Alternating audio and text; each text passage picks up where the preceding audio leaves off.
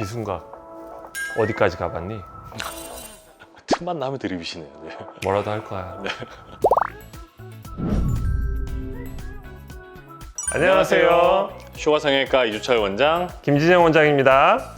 반갑습니다. 코 성형 시 고려해야 할 점이 굉장히 많은데요. 그 중에서 어떻게 보면 가장 숨겨진 비밀이라고 할 수 있는 비주와 비순각에 대해서 알아보도록 하겠습니다.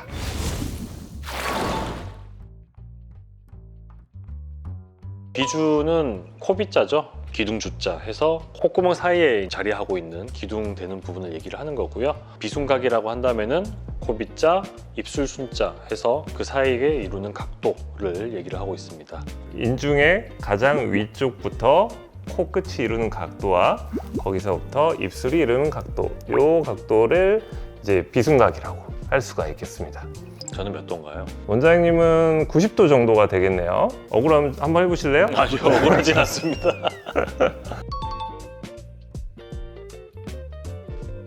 그러면 일반적으로 봤을 때 비순각이 크다. 그러면 어떤 느낌이 되는 거죠? 코가 들려있다라던가 아니면 안쪽에서 위턱이 돌출해 있다든지 그런 상황이 되겠죠. 콧구멍이 좀 보이는 코가 되겠고, 비순각이 작다.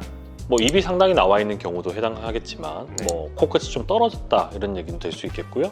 내지는 여기가 좀 상당히 좀 함몰이 되어 있는 편이다 이렇게 느낄 수도 있겠죠. 긴 코 내지는 화살코 이런 경우에 비순각이 좀 작게 되겠죠.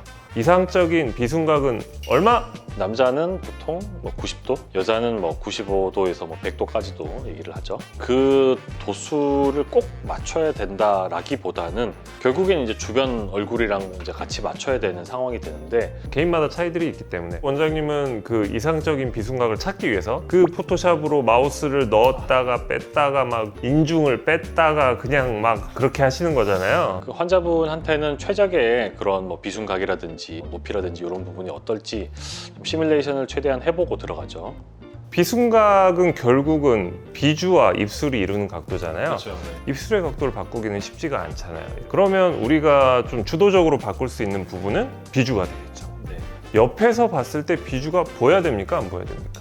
비주가 어느 정도 보여야죠. 그렇죠. 비주가 약간은 보여야 되는 게 아주 이상적이고, 뭐 앞에서 봤을 때는 비주가 약간 내려온 느낌이 있어야 됩니까? 안 내려가? 또 마찬가지로 보여야죠. 네.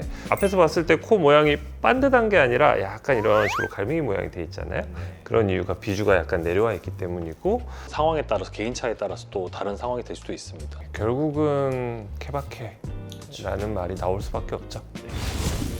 네, 그렇다면 우리 실제로 수술하신 분들의 사진을 보면서 말씀을 마저 나누도록 하시죠. 네, 첫 번째 환자분은 이제 보면은 윗입술에서 코끝까지 이어놓은 저 라인에서 지갑보다 좀 작은 예각의 형태를 지금 이루고 계시죠. 코끝도 좀 처져 있는 느낌도 있고 조금 다소 길어 보이는 느낌도 있기 때문에 수술 자체는 일단 코끝을 높이면서 위로 올라가게끔 방향을 설정하고 수술을 했고요. 비순각 부분을 조금 더 적절히 돌출하도록 하여서 이상적인 95도에서 100도 정도 되는 그 정도의 각도를 이룰 수 있도록 지금 설정된 사진입니다. 저 각도만 바꿈으로 인해서 굉장히 여성적인 모습으로 바뀌게 되거든요. 아주 완벽하게 교정이 잘 된 케이스라고 할 수가 있겠네요. 두 번째 케이스도 거의 마찬가지죠. 비주도 실제로 조금 더 약간 밑으로 구부러져서 내려와 있는 형태이기 때문에 좀 더 각도가 좁아들어 있는 그런 상황이고요. 코끝을 높임과 동시에 비주도 조금은 따로 당겨 올렸습니다. 그렇게 해서 비순각 자체를 조금 더 키워주는 내용의 수술을 진행했습니다. 케이스 바이스 케이스라는 게 이런 데서 나오는데요. 이분 같은 경우는 입이 좀 안으로 들어가신 분이기 때문에 그런 분들은 이제 실제 보기보다 비순각이 크게 보일 수가 있고, 수술로 교정을 할 때는 더 크게 교정을 해줘야 앞에서 봤을 때 적당한 높이가 나오기 때문에 교정을 한 케이스겠죠. 오늘은 비주와 비순각에 대해서 얘기를 해봤는데요. 비순각이 정말 단순한 각도로 끝나는 게 아니라 입이 좀 돌출이 돼 있는지, 입이 조금 안으로 들어가 있는지 이런 거에 따라서 또 굉장히 달라지잖아요. 지금까지는 간단하게 뭐 비순각을 뺐어요, 넣었어요 쉽게 얘기를 했지만 그렇게 좀 맞춰주기 위해서 상당히 신경을 많이 써야 됩니다. 그리고 저희가 측면 사진 위주로 했지만 정면 사진도 중요하기 때문에 그런 면에서 여러 가지를 고려해야 가장 좋은 결과가 나올 수 있다고 생각합니다. 그 중에 하나인 비순각에 대해서 오늘 알아봤다고 생각하면 가장 좋을 것 같네요.